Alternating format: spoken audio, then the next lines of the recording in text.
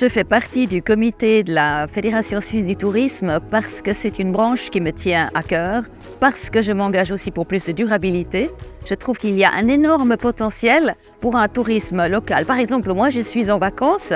Eh bien, ces 2 semaines de vacances, je vais les passer en Suisse. Je vais aller marcher, je vais aller nager, je vais évidemment aller dans les bistrots, boire quelque chose avec les amis et cultiver ce vivre ensemble.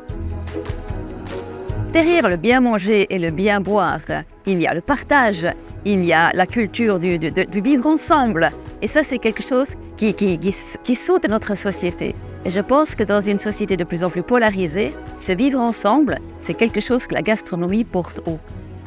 La gastronomie, le tourisme, c'est évidemment des branches très importantes pour l'économie, notamment, par exemple, dans notre région de Montreux.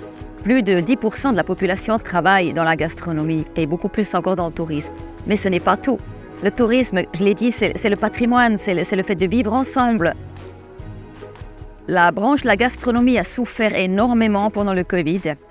Et je pense qu'elle est extrêmement résiliente et courageuse, mais pour ça, il a besoin d'appui.